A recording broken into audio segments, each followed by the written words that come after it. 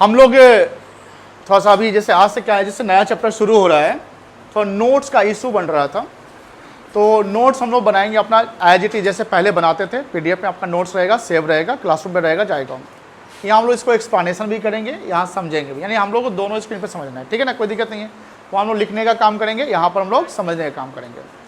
तो पहले हम लोग जो चैप्टर का फर्स्ट डे है, और चैप्टर का नाम है फाइनल अकाउंट्स विद एडजस्टमेंट, वो समझिए क्या होता है, ध्यान दीजिएगा। अभी इससे पहले एक चैप्टर एंड हुआ है जिस चैप्टर का नाम था फाइनल अकाउंट विदाउट एडजस्टमेंट। मतलब कि हमने जो वहां पर फाइनल अकाउंट बनाया था, वहां पर ट्रेडिंग अकाउंट बनाया था जिससे रिजल्ट ग्रॉस प्रॉफिट आया था या ग्रॉस लॉस, पीएल अकाउंट बनाया था जिससे रिजल्ट नेट प्रॉफिट या नेट लॉस आया था। And then after preparation of PL account we prepared balance sheet. Balance sheet में हमने क्या दिखाया, एसेट्स और लायबिलिटी के पोजीशन को, जहां पर हम इक्वेशन के कॉन्सेप्ट को लेकर चलते हैं, और एसेट का सम अप जो होगा वो इक्विटी यानी लायबिलिटी और कैपिटल के बराबर होगा। Balance sheet at A point of time बनता है, जब हमने बैलेंस शीट बनाया, टैली कर गया, हम अपने आप को कंफर्म समझते कि सवाल हमारा सही बना है।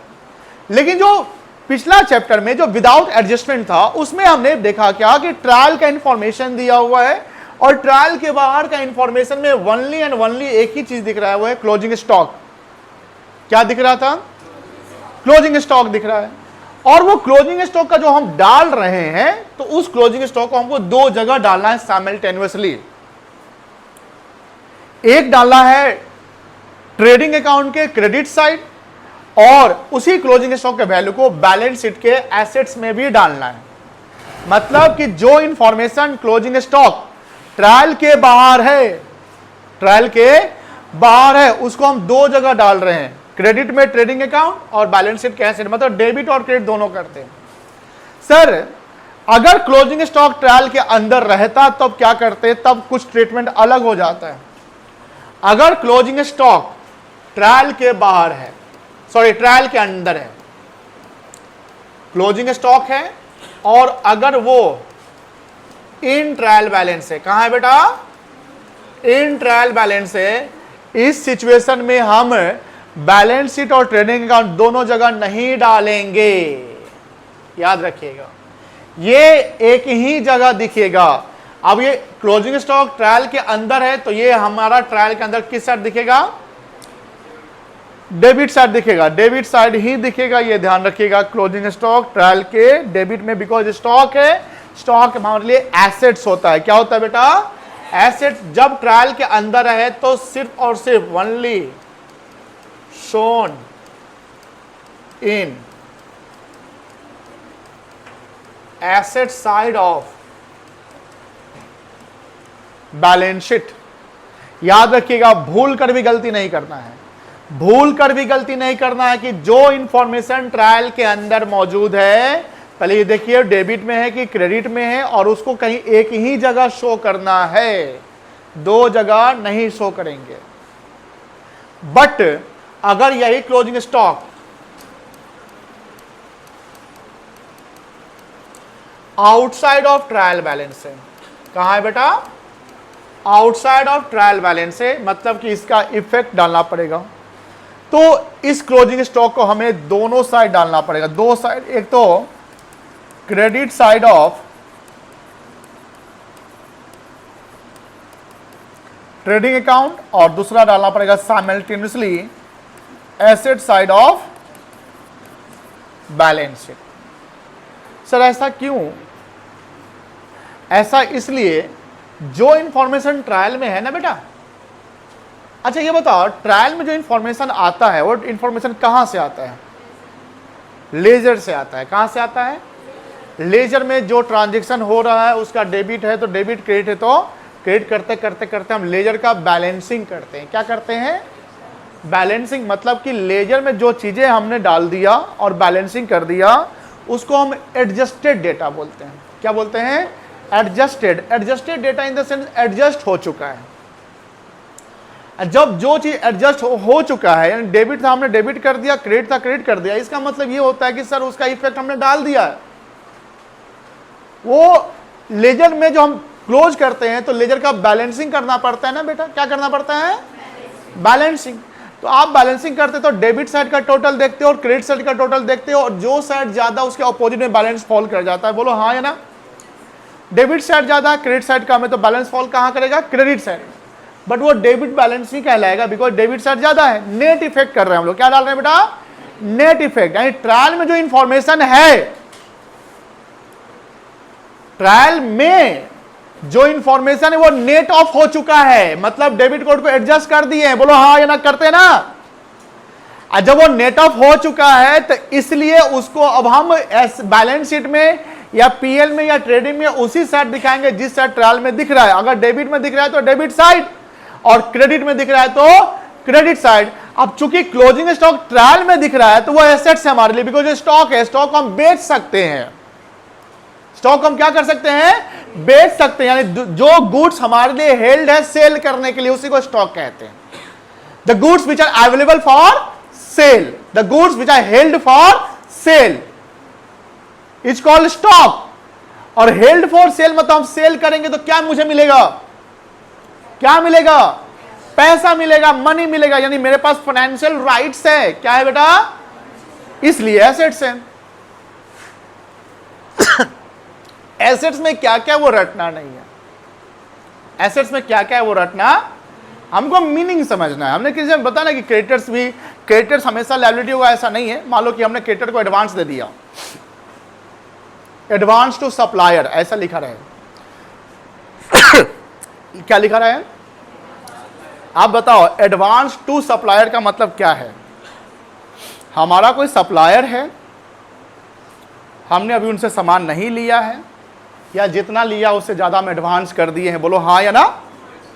तो मेरे लिए क्या है? अगर हम नहीं खरीदे, फ्यूचर में हम एग्रीमेंट कैंसिल कर दे, पैसा हम उससे वापस लेंगे। तो एडवांस टू सप्लायर एसेट्स होगा कि लायबिलिटी होगा? एसेट्स हो जाएगा। और एडवांस फ्रॉम कस्टमर लिखा हुआ है, हमने कस्टमर से एडवांस, तो हमारे लिए क्या हो जाएगा? ये ध्यान। ऐसा नहीं कि हमेशा सर डेटर, अगर सिर्फ डेटर से बोला कि डेटर वर्ड लिखा रहे तो एसेट मानना है, क्रेडिटर लिखा हुआ है तो लायबिलिटी मानना है। बट लिखा हुआ है एडवांस टू क्रेडिटर लिख दिया तो पूरा क्लियर मीनिंग लिख दिया ना, एडवांस टू क्रेडिटर। अब ये लायबिलिटी नहीं होगा। एडवांस टू क्रेडिटर, हमने क्रेडिटर को एडवांस दे रखा है, हमारा आगे एग्रीमेंट नहीं हुआ तो पैसा उससे वापस लेंगे। तो हम उसको बैलेंस शीट अगर दिखाएं तो कहां दिखाएंगे? एसेट्स में दिखाएंगे। और वही लिखा हुआ एडवांस फ्रॉम कस्टमर लिखा हुआ है, हमारा कोई कस्टमर है जिनसे हमने पैसा एडवांस ले रखा है, होता है ना एडवांस ले लेना, तो हमारे बैलेंस में एसेट में वो नहीं दिखेगा। कहां दिखेगा? लायबिलिटी में। You have to clear your concept, हमेशा कॉन्सेप्ट पे फोकस करिए। ये नहीं कि कितना आइटम इधर होगा, कितना आइटम वो होगा, एक्सपेंसिव में क्या क्या आता है याद करना है। हमने कभी भी आपको प्रेशर नहीं डाला कि बेटा ये सब एक्सपेंसिव याद करो, मीनिंग समझ जाओगे ना। कुछ ऐसा भी हो सकता है कि दो एक्सपेंसिव हमने नहीं लिखा लेकिन वो एक्सपेंसिव रियल लाइफ में आ गया, हम रटवाएंगे नहीं, हम आपको समझा देंगे, आपको वो कॉन्सेप्ट समझने हैं और वो मीनिंग समझ के आप अपने आप बता दोगे। मेरी बात समझ में आ रही ना कि एडवांस फ्रॉम डेटर और डेटर दोनों अलग अलग हो जाएगा। अगर डेटर लिखा हुआ तो एसेट्स है, बट एडवांस फ्रॉम डेटर लिखा हुआ तो क्या हो जाएगा? लायबिलिटी हो जाएगा। क्या हो जाएगा बेटा? लायबिलिटी।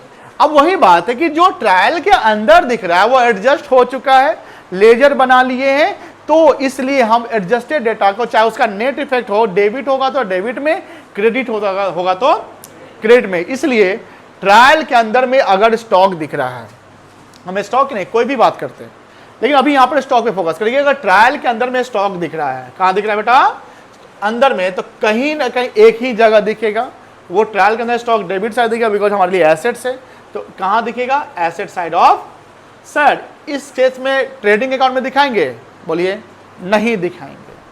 कब नहीं दिखाएंगे ट्रेडिंग अकाउंट में क्लोजिंग स्टॉक? जब क्लोजिंग स्टॉक कहां हो? ट्रायल के अंदर हो।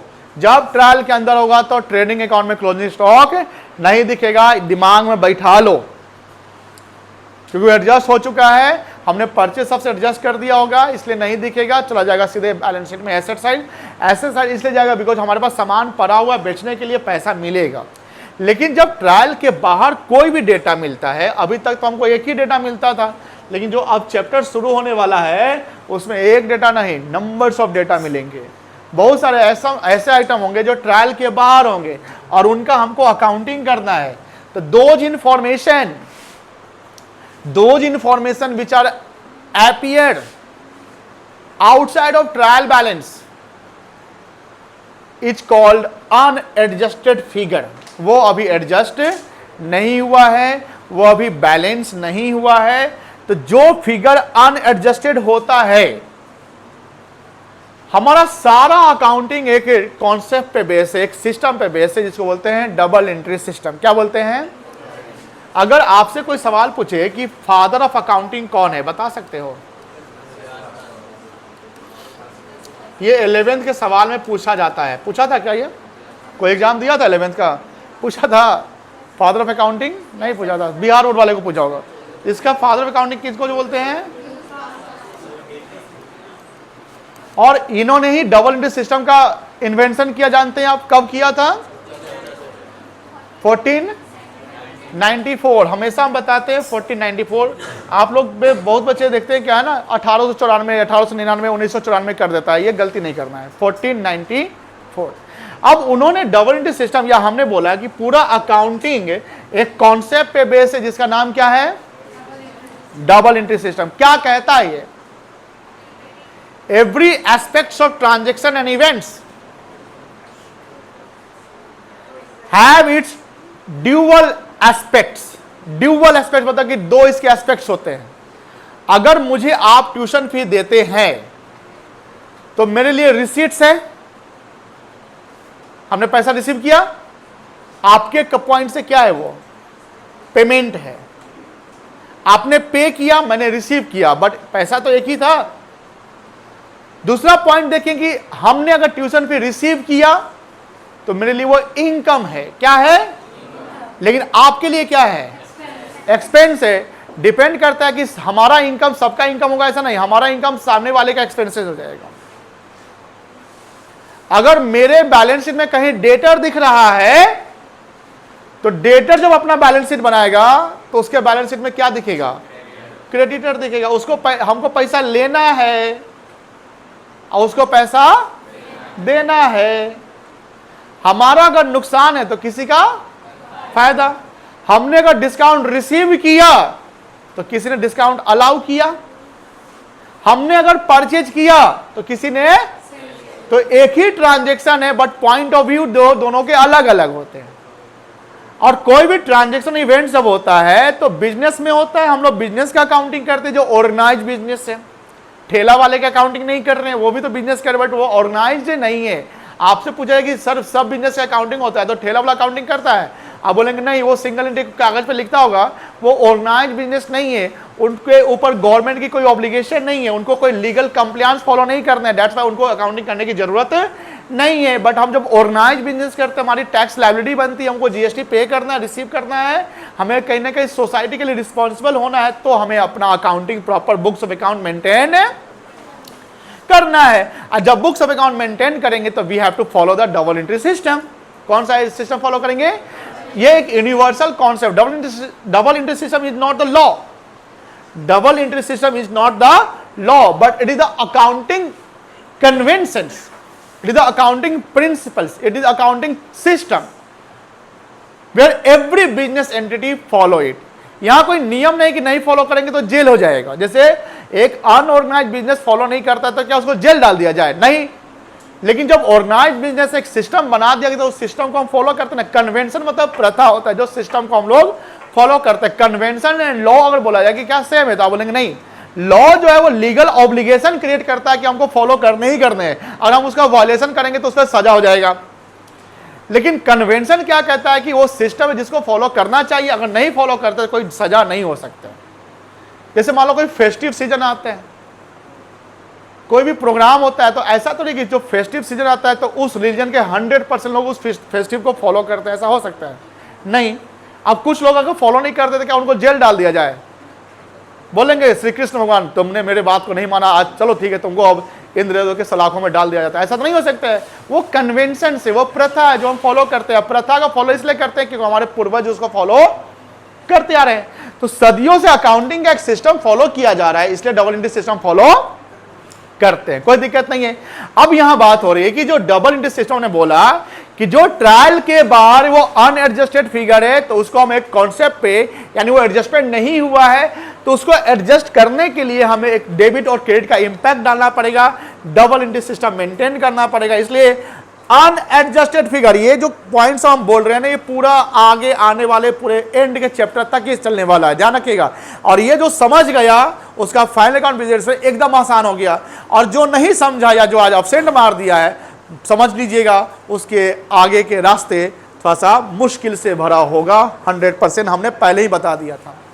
अब बात ये हो रही कि सर जो ट्रायल के बाहर वो अनएडजस्टेड फिगर है, क्या है बेटा? अब बोलिए मेरे साथ, क्या है? अनएडजस्टेड फिगर है। जब वो अनएडजस्टेड फिगर होता है तो उसका हमको एडजस्टमेंट करना है। क्या करना है? किसका एडजस्टमेंट करेंगे? ट्रायल के अंदर वाला का कि बाहर वाला का? बाहर वाला का। अंदर वाला का कोई एडजस्टमेंट नहीं। क्यों नहीं? क्योंकि वो एडजस्टेड ऑलरेडी हो गया है। उस ट्रायल के अंदर वाले के साथ कोई नहीं, मतलब जहां है जिधर है उधर डाल दो। डेबिट में डेबिट साइड, क्रेडिट में क्रेडिट साइड, उसके साथ कोई प्रॉब्लम नहीं है। प्रॉब्लम कहां है? अनएडजस्टेड फिगर के साथ। अनएडजस्टेड फिगर किधर दिखेगा? ट्रायल में कि ट्रायल के बाहर दिखेगा? ट्रायल के बाहर। जो अनएडजस्टेड फिगर है उसका हम एडजस्टमेंट करेंगे। क्या करेंगे? एडजस्टमेंट करेंगे। किस सिस्टम को फॉलो करके? डबल इंटरेस्ट सिस्टम को फॉलो करके। अब डबल इंटरेस्ट सिस्टम क्या करता है कि वही एक फिगर, अगर 500 रुपया का कोई डेटा है तो वो 500 रुपया कहीं डेबिट कर रहे हैं तो 500 ही कहीं क्या होगा?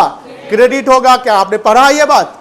Yes sir. अगर आप परचेज करते हैं, परचेज गुड्स ऑन कैश करते हैं, तो purchase account debit to cash करते हैं।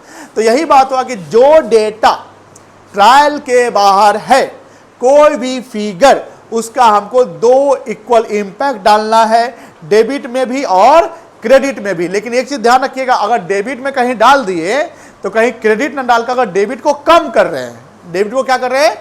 डेबिट का कम होना क्रेडिट ही कहलाएगा। बोलिए हाँ या ना? डेबिट का कम होना क्या कहलाएगा? क्रेडिट। और क्रेडिट का कम होना डेबिट कहलाएगा। कोई दिक्कत नहीं है। डेबिट जितना है और अगर डेबिट बढ़ा दिए तो डेबिट ही कहलाएगा, क्योंकि पॉजिटिव चल रहे हैं। क्रेडिट जितना है, क्रेडिट बढ़ा दिए तो क्रेडिट ही कहलाएगा, बिकॉज आप क्रेडिट की तरफ चल रहे हैं।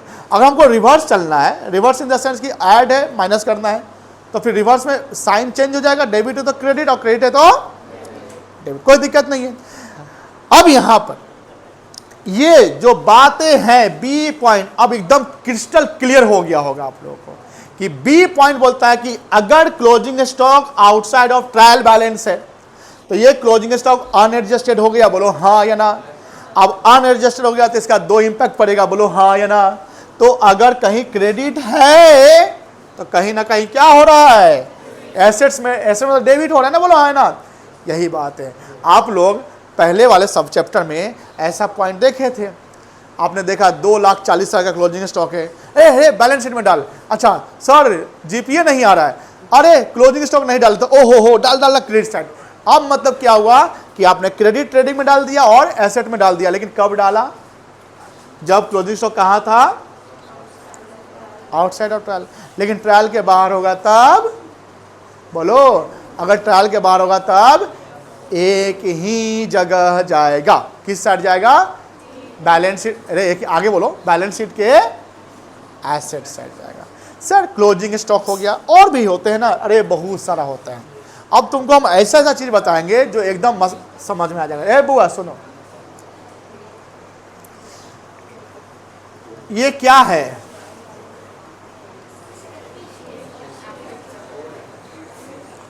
अब मान लो लिखा हुआ है डेप्रिसिएशन ऑन मशीनरी, मतलब मशीन का वैल्यू डेप्रिसिएट कर गया। मशीन का वैल्यू क्या कर गया? डेप्रिसिएट कर गया। अब मशीन का वैल्यू डेप्रिसिएट कर गया, मान लो कि ये डेप्रिसिएशन कहां पर है? ट्रायल बैलेंस में है। कहां है बेटा? मेरा सवाल ये है कि क्या ये एडजस्टेड डेप्रिसिएशन है कि अनएडजस्टेड है?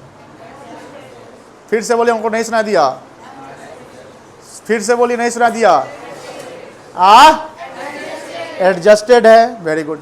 अब मेरा सवाल दूसरा है, कितना जगह जाएगा? एक जगह कि दो जगह? एक जगह। Very good. अब मुझे बताइए कि डेप्रिसिएशन एक्सपेंस है कि इनकम है? एक्सपेंस है। अब मुझे बताइए ट्रायल में दिखेगा तो किस साइड दिखेगा? ये तो अब ये बात हो रही कि अब ट्रायल के अंदर है तो एक ही जगह जाएगा, और डेबिट में तो कहीं ना कहीं फाइनल अकाउंट के डेबिट में जाएगा। किस अकाउंट में जाएगा? ट्रेडिंग में जाएगा कि पीएल में जाएगा कि बैलेंस शीट में जाएगा? डेप्रिसिएशन क्या है? एक्सपेंस कभी बैलेंस में डाले हैं? बैलेंस में तो एसेट्स जाता है ना बेटा, एक्सपेंस है ये, इसको इनडायरेक्ट एक्सपेंस कहेंगे, और ये जाएगा सिर्फ और सिर्फ किस अकाउंट में? पीएल अकाउंट में। किस साइड जाएगा? क्योंकि वो एडजस्ट हो चुका है।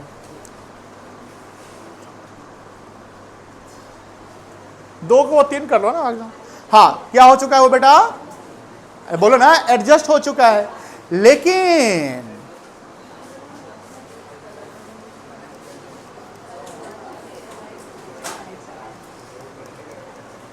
आउटसाइड ऑफ ट्रायल बैलेंस है। कहां है बेटा? अब बताइए वो एडजस्टेड है कि अनएडजस्टेड है?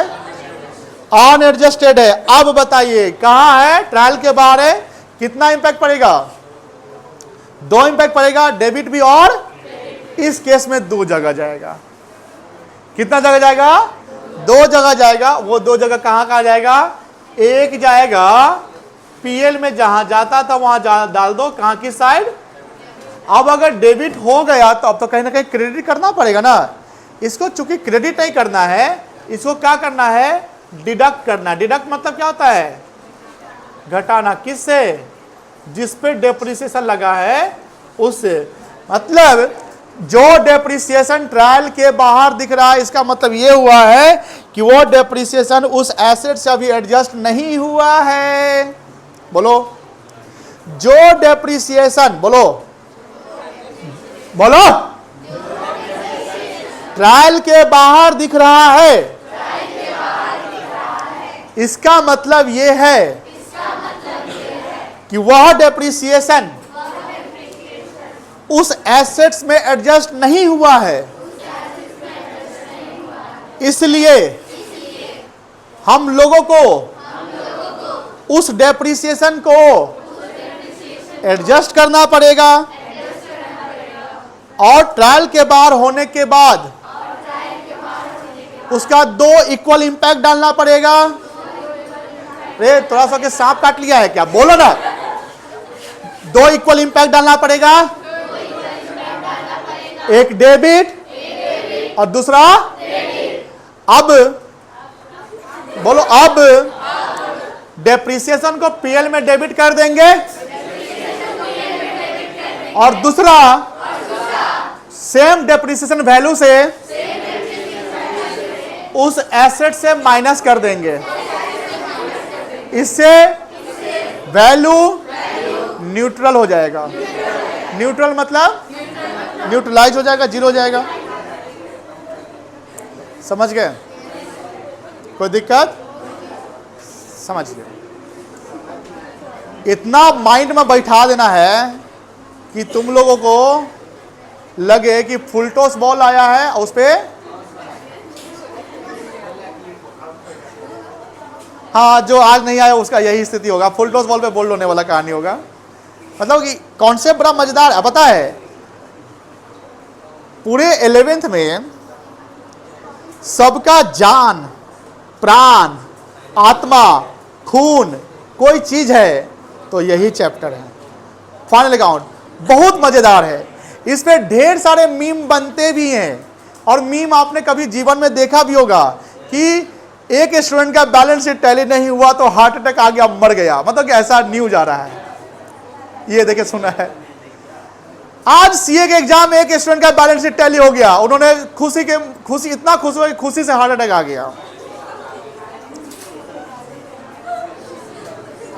ये ऐसे ऐसे मीम मिलेंगे फाइनल अकाउंट में जब बैलेंस शीट बनाएंगे, जब एडजस्टमेंट वाला इंफॉर्मेशन रहेगा। जैसे ऐसा ऐसा इंफॉर्मेशन मिलेगा, अभी हम दो बताए, डेप्रिसिएशन का और स्टॉक का, और भी मिलेंगे।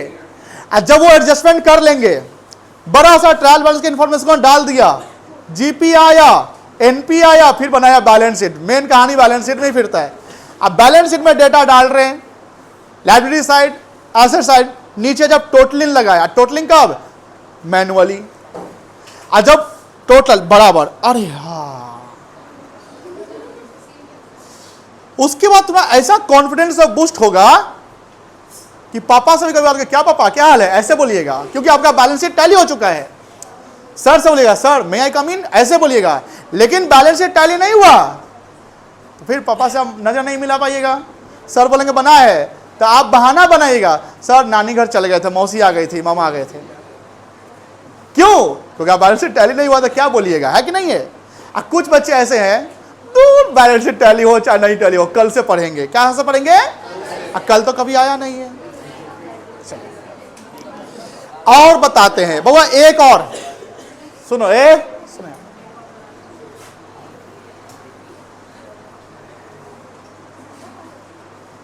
फोकस। सपोज करिए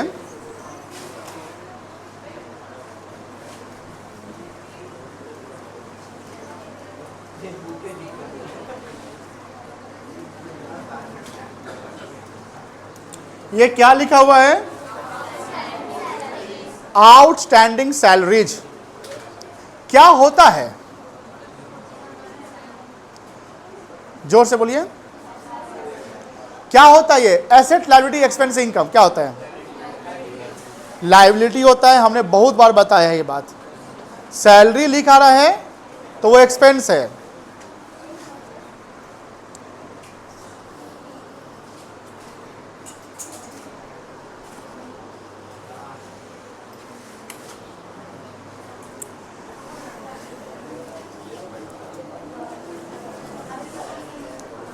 अगर सैलरी लिखा हुआ है,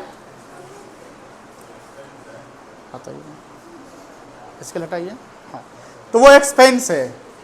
बट अगर सैलरी आउटस्टैंडिंग लिखा रहे तो वो एक्सपेंस नहीं है, वो क्या है? लायबिलिटी है। अब सवाल ये है कि लायबिलिटी तो होता है बट इसका मतलब क्या होता है? सैलरी आउटस्टैंडिंग का मतलब क्या होता है? कोई बता सकता है? अब देखो, जैसे मेरा सवाल था सैलरी आउटस्टैंडिंग का मतलब क्या होता है, अब यहां तुम बोल दो कि लायबिलिटी होता है तो आंसर गलत हो जाएगा। मतलब होता है ना? इसका मीनिंग क्या होता है? कोई बता सकता है? बताइए, बताइए, उत्कर्ष बताइए।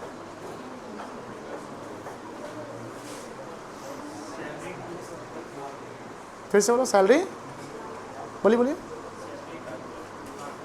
यहाँ आइए, अरे यहाँ आइए ना, डरिए नहीं, आइए, नहीं मारेंगे, आ जाओ बेटा।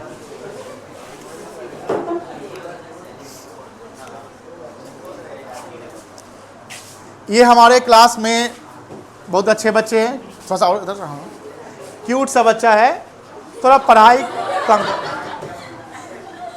अल्लाह ने प्लीज प्लीज, अल्लाह ने। रौनक नहीं आया आज, रौनक ये तो और शर्मिला है। अब ये क्या है, ये बच्चा थोड़ा सा मेहनत करता है, डेली आता है, पूरा किताब लेकर आता है, जितना आप लोग नहीं लाते हैं इतना किताब लेकर आता है, लेकिन थोड़ा पढ़ने का भी सिस्टम होता है थोड़ा ही। लेकिन आज आप सबके बीच में इन्होंने एक जवाब दिया कि सैलरी आउटस्टैंडिंग का मतलब। अब आप बोले सर आप तो इसी से पूछे तो यही बता दिया, बट हमने आप सबको ऑप्शन दिया था कि बताइए, कोई नहीं बता रहा था, कोई लोग सबको पता है। इन्होंने क्या बोला? जोर से बोलिए। Salary due but not paid. Salary due but not paid, क्या सही बोला? यानी सैलरी बन चुका है बट सैलरी अभी पेड, यानी हमने कम पेड किया। बोलो ना, हाँ है ना? अब मान लो कि 60,000 का सैलरी है, हमने पेड कर दिया 50,000, तो कितना ड्यू नॉट पेड है? वो आउटस्टैंडिंग है, मेरी लायबिलिटी है कि एसेट है? तो 50,000 जो पेड है उसमें हमको 10,000 जोड़ना पड़ेगा कि माइनस करना पड़ेगा? जोड़ना पड़ेगा। बहुत अच्छा, इनके लिए थोड़ा क्लैपिंग कर दीजिए। अब समझिए, salary due but not paid, इन्होंने बहुत ही अच्छा परफेक्ट जवाब दिया। अच्छे से ऐसी पढ़िए मेहनत से और छोटा छोटा दिमागों में रखे रहिए कॉन्सेप्ट्स को। अब सवाल ये है बउआ कि अगर ये इन टीबी है, कहां है टीबी? मतलब ट्रायल के अंदर।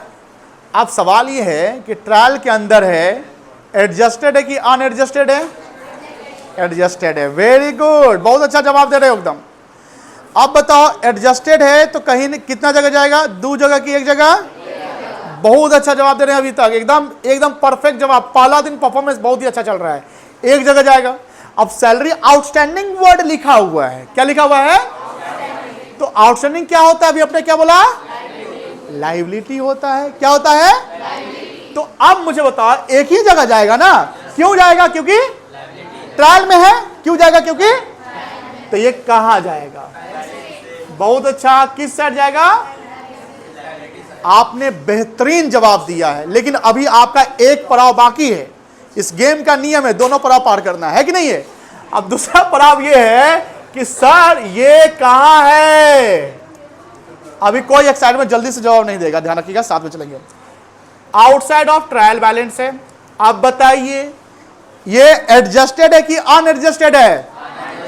अनएडजस्टेड। सोचो, कॉमन सेंस लगाओ कि अनएडजस्टेड है, मतलब सैलरी पेड वाला में एडजस्ट नहीं हुआ होगा। बोलो हाँ या ना? अनएडजस्टेड है। क्या है? अब क्या करना पड़ेगा? कहां है? ट्रायल के अंदर की बाहर? कितना इंपैक्ट डालेंगे? बराबर। अगर एक जगह क्रेडिट तो दूसरा जगह डेबिट करना पड़ेगा, या क्रेडिट को कम करना पड़ेगा? क्रेडिट को कम करेंगे तो डेबिट है ना होगा। बोलो ना हाँ है ना? अब बताइए, ट्रायल के बाहर है, क्या नाम है उसका? सैलरी आउटस्टैंडिंग 10,000 रुपया। कितना है? मान लिए 10,000 है। बताओ ये दो जगह कहां कहां दिखेगा? बताइए, सेकंड पर आओ, थोड़ा टफ है लेकिन पार करना है, स्क्विड गेम चल रहा है। कहां कहां दिखेगा? बोलिए। के शशांक आप बोल रहे थे कुछ, बोलिए। कोई दिक्कत नहीं, बोलिए कहां कहां दिखेगा? एल्पेनलिबे खिलाएंगे, बोल दो। बोलिए पीएल में जाएगा। किस साइड जाएगा? वेरी गुड, पीएल में जाएगा, डेबिट साइड। और ये अनएडजस्टेड था ना, तो करना क्या है? सैलरी में इसको जोड़ दीजिएगा। क्यों? एडजस्टमेंट नहीं हुआ था ना, हम एडजस्ट कर लिए, 50 में 10 जोड़ दिए, खर्चा कितना हो गया? कौन सा कॉन्सेप्ट कहता है? ना ना ना ना ना ना ना ना ना, कोई और कॉन्सेप्ट था, ए से शुरू होता है उस कॉन्सेप्ट का नाम। ए पगला, कॉन्सेप्ट नहीं, वो तो इक्वेशन बोल दिया। एक्रूअल कॉन्सेप्ट बोलता है। कौन सा कॉन्सेप्ट होता है? एक्रूअल। क्या बोलता है कि जो जिस साल का खर्चा है उसको उसी साल रिकॉग्नाइज करना पड़ेगा। बोलो हाँ या ना? बताए थे कि नहीं बताए थे? बोलो हाँ या ना? बताया था ना? पक्का बताया था। अब तुमने 50 पेड किया, कितना पेड किया था? लेकिन देना था 60, 10 नहीं दिया, तुम्हारा खर्चा कितना माना जाएगा? 50 की 60 मानेंगे? बस 50 हो, 60 कितना? 60। वो एक्रूअल कॉन्सेप्ट बोलता है, कैश कॉन्सेप्ट बोलता है कि 50 हो गया, लेकिन एक्रूअल क्या बोलता है? 60। हम आपको बताते हैं एक कोचिंग का नाम। मैं अभी एओसी उस लेवल पे नहीं गया है। बाइजू, भाईजी नहीं, बाइजू नहीं नाम सुने? बाइजू। उसमें क्या हुआ था? उसका अकाउंटेंट क्या किया? कैश कॉन्सेप्ट फॉलो कर रहा था। सुनिए ए ऋषि मुनि, सुनो। छठा क्लास में एक बच्चे का एडमिशन होता है। इसको पॉज करिए। पढ़ाई पे नहीं, पढ़ाई पे हम सब समझते हैं बेटा। चलिए अब आते हैं, सुनिए कहां थे हम लोग? बाइजू पे। बाइजू में क्या हुआ कि छठा क्लास में कोई बच्चा एडमिशन लिया, तो उसका क्या होता था? फाइनेंस वगैरह लोन वगैरह करता था। क्या करता था? लोन करता था। अब एक बच्चे का मान लो कि साल का फी है 60,000 रुपया, 6, 7, 8, 9, 10, 5 साल हुआ ना? 5 साल में मान लो कि 3-4 लाख का मान लो कि उसका ट्यूशन फी बन रहा है पढ़ने का। बाइजू क्या करता? फाइनेंस करवा देता था। बैंक ने लोन दे दिया, बैंक ने लोन दिया उस पेरेंट्स को, और बाइजू को बैंक ने पूरा पैसा और बिहाफ ऑफ पेरेंट्स दे दिया 3 लाख रुपया। आप मुझे बताइए, क्या 3 लाख इनकम एक साल का माना जाएगा बाइजू का? नहीं समझे? समझना यह है कि छठा क्लास, 7वां क्लास, 8वां क्लास, 9वां क्लास, 10वां क्लास, 5 साल का आपका एडमिशन एडवांस में 3 लाख रुपया एक के साल जमा हो जाता है, एक के बार में जमा हो गया। आपको एनुअली 60,000 रुपया का आपको ट्यूशन फी बनता, मान लेते हैं, है कि नहीं? तो बाइजू को एक बार में कितना रुपया आ गया? अब तुम 7वां में अगर तुम मान लो कि 7th क्लास में तुमको पढ़ना ही नहीं है, हमको बाइजू नहीं पढ़ना है, हमको कहीं और पढ़ना है, तो पैसा रिफंड होगा ना? तो बाइजू उसको 3 लाख का 3 लाख एक साल का उसी साल इनकम मानना पड़ेगा कि उसका एडजस्टमेंट करना पड़ेगा? इनकम तो एक ही साल का ना होगा, 60,000 ना होगा। लेकिन हुआ क्या था, बायजू पूरा एक के साल में उसको इनकम बना लिया। इससे क्या हुआ, जिस साल एडमिशन हुआ तो 5 साल 6 साल 7 साल का सारा इनकम फ्लोरिश किया और इतना ज़्यादा इनकम हो गया कि उसका बहुत ज़्यादा टैक्स बना था, उसमें बायजू का बहुत ज़्यादा नाम हो गया था। लेकिन अगले साल वो बच्चा फिर फी तो नहीं देने वाला क्योंकि ऑलरेडी दे चुका है, तो अगले साल आपका रेवेन्यू क्या हो जाएगा, गिर जाएगा, नहीं आएगा। और जब ऑडिट हुआ तो ये सब पता चला कि आपने एक्रूअल कॉन्सेप्ट से फॉलो नहीं किया। एक्रूअल कॉन्सेप्ट यही कहता है कि एक सिस्टम ऑफ अकाउंटिंग है जहां पर कोई भी ट्रांजेक्शन जिसका रिकॉर्ड ये एक्रू हो जाए उसको उसी से रिकॉग्नाइज कर देना है, कोई दिक्कत नहीं है, समझ गए ना। तो यहाँ जो पीएल में डेबिट साइड सैलरी में ऐड करने हैं, इसका यही मतलब है कि एक्रूअल कॉन्सेप्ट फॉलो कर रहे हैं, जिससे बोला है कि सैलरी अभी पेड किया है, उसमें आउटस्टैंडिंग बाकी है तो उसको जोड़ देना है। क्या करना है बेटा, जोड़ देना है। समझ में आ रही ना बात। अब बात यह है कि ये जो ट्रायल के बाहर है, कहां पे है, ट्रायल के बाहर है, तो वो फिगर अनएडजस्टेड है। क्या है बेटा, अनएडजस्टेड है। समझ में आ गई ना। अब अनएडजस्टेड तो उसको एडजस्ट करना पड़ेगा। क्या करना पड़ेगा, एडजस्ट। अभी एक चीज और है, एक जगह तो चला गया, किस साइड चला गया, किस साइड, तुम बोल नहीं रहा, तुम शांत है, किस साइड गया, डेबिट साइड। अब कहां जाएगा, अब क्या करेंगे, कहां दिखेगा दूसरा, बैलेंस शीट दिखेगा, किस साइड दिखेगा, लायबिलिटी क्या होता है, न्यूट्रलाइज हो गया। समझ में आ रही है, बोलो हाँ है ना। तो दोज फिगर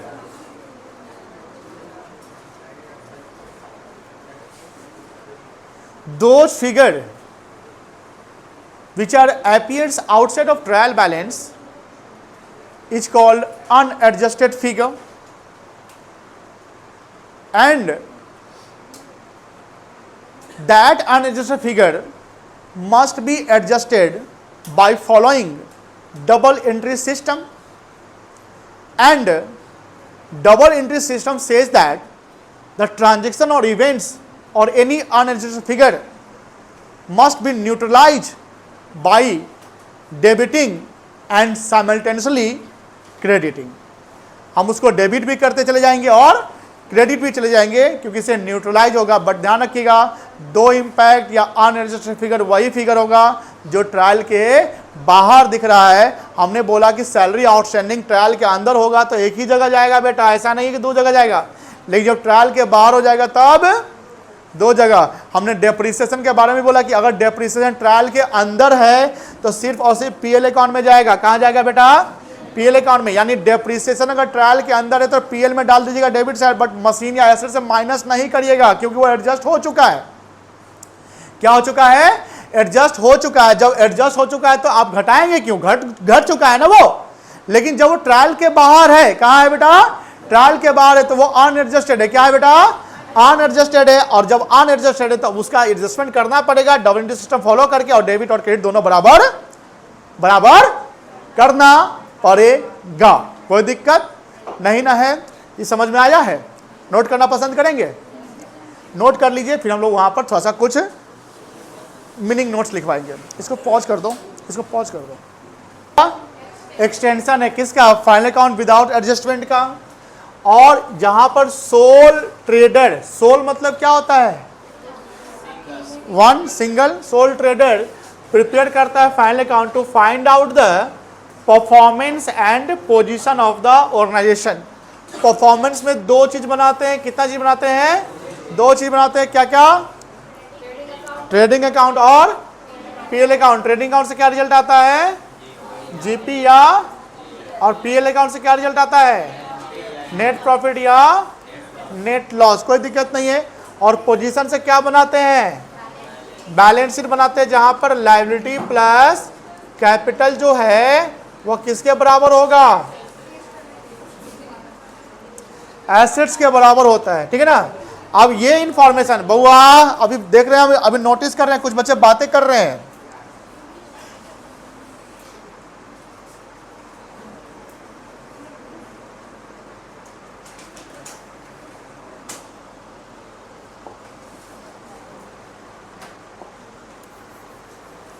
अब देखो ये काफी इंपॉर्टेंट इंफॉर्मेशन है, जो हमने बोला था सब यही लिखा हुआ है यहां पर। देखो, the information which are appears, ये आउटसाइड चला गया, इनसाइड था ना, यही से हम लोग लिखे थे ना, इसके पहले का नहीं ना डेटा है।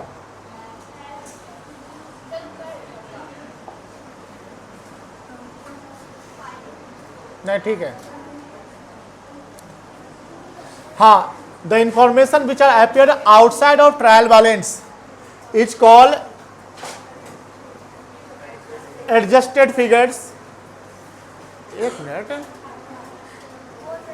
ये जो लाइन है ना, एक मिनट बउआ रे, ये लाइन आउटसाइड नहीं होगा, इन लिखो, इनसाइड, आउटसाइड नहीं, इनसाइड कर लो, वहां कॉपी में ठीक कर लो, इनसाइड ऑफ ट्रायल बैलेंस। शुरुआत में एडजस्टमेंट टॉपिक चला है, उसका पहला पॉइंट जो है ना, जहां आउटसाइड लिखा हुआ वहां इनसाइड कर दो, इनसाइड हो गया, लिख लिए। तो जो इंफॉर्मेशन ट्रायल के अंदर है, कहां है बेटा, उसको क्या बोलेंगे, एडजस्टेड फिगर बोलेंगे, कोई दिक्कत नहीं है। Information available in trial balance will only be shown in one side इधर of trading account, PL account और बैलेंस शीट। जो ट्रायल के अंदर होगा वो कहां दिखेगा, या तो ट्रेडिंग में दिखेगा, पीएल में दिखेगा, या कहां दिखेगा बेटा, बैलेंस शीट। फिर है information available in debit side of trial balance. ध्यान रखना, अगर वो डेबिट साइड और ट्रायल बैलेंस दिख रहा है तो उसको क्या बोलेंगे, इधर वो क्या होगा, एक्सपेंस होगा, या क्या होगा, अगर वो एक्सपेंस है तो ट्रेडिंग अकाउंट में डेबिट जाएगा कब, जब वो डायरेक्ट है, और पीएल में डेबिट कब होगा, जब वो क्या हो बेटा, इनडायरेक्ट है, कोई दिक्कत नहीं है। लेकिन डेबिट ऑफ ट्रायल बैलेंस में सिर्फ एसेट नहीं दिखता है, दूसरा सॉरी एक्सपेंस नहीं दिखता है, और क्या दिखता है, एसेट्स भी दिखता है। तो एसेट्स को कहां दिखाएंगे, बैलेंस शीट में। कहां दिखाएंगे बेटा, कोई दिक्कत नहीं है। फिर है information available in credit side of trial balance.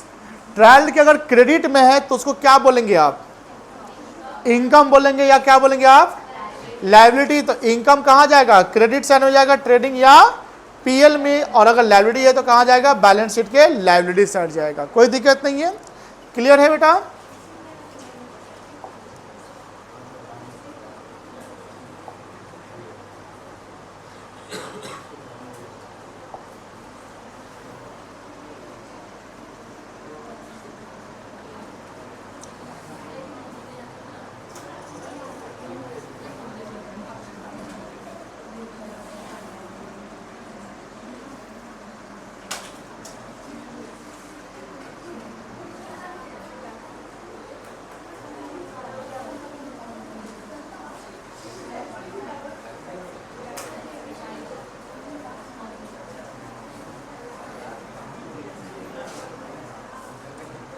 अब देखो यहां पर बउआ जी, ये कोई डेटा, कुछ डेटा है जिसके बारे में 3-4 लाइन लिखा हुआ है, ये उस इंफॉर्मेशन के बारे में लिख रहा है जो ट्रायल के कहां हो, बाहर है।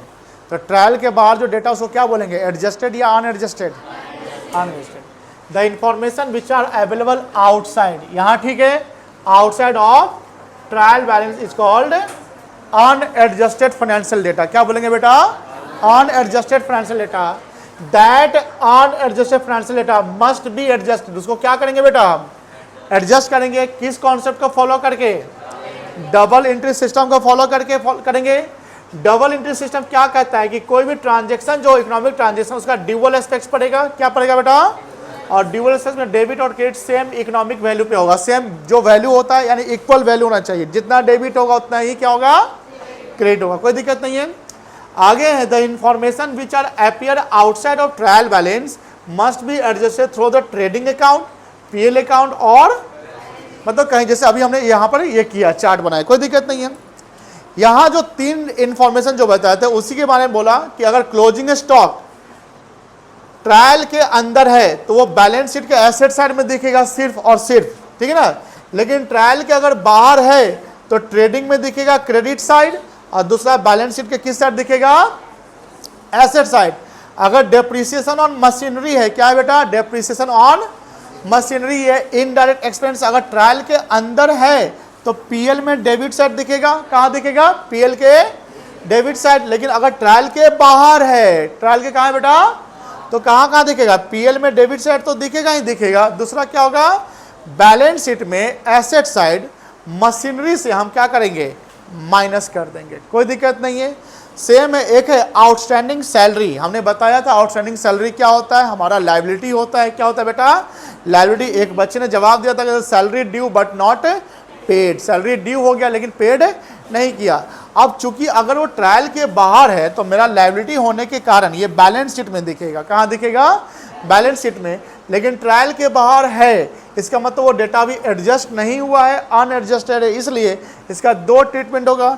पीएल में सैलरी में जो यहाँ पर जो सैलरी दिख रहा है ना, ये सैलरी पेड कहलाएगा। क्या कहलाएगा बेटा, पेड। उसमें आउटस्टैंडिंग हम जोड़ देंगे, आउटस्टैंडिंग क्या करेंगे, जोड़ देंगे, और ये सैलरी पूरा खर्चा दिखेगा। दूसरा, चूंकि लायबिलिटी है तो बैलेंस शीट की किस साइड दिख जाएगा, लायबिलिटी साइड दिखेगा। अभी हम लोग 3 इंफॉर्मेशन का हमने समझा है। कल हम आपसे यही सवाल पूछेंगे, जितना पढ़ाए हैं और सबको अच्छे समझ में आया है। अगर किसी को डाउट है तो पूछ सकता है। यहाँ पर कोई डाउट है किसी को, नहीं है। ट्रायल के अंदर होगा तब क्या करना है, ट्रायल के बाहर होगा तब क्या करना है, समझ गए। कल 3 के बाद और आगे लगभग 8-10 काम करेंगे। जो चौथा काम होगा उसमें भी लगेगा समय। 5वां काम हर चीज़ को हमको प्रॉपर समझ कर करना है, कोई दिक्कत नहीं है। तो आज आपको कोई होमवर्क नहीं मिल रहा है, आराम से जाइए। लेकिन होमवर्क ये है कि घर पे ये रिवाइज कर लेना है। क्या करना है बेटा, रिवाइज कर, अरे हाँ अब तो टाइम हो गया, रिवाइज कर लेना। चल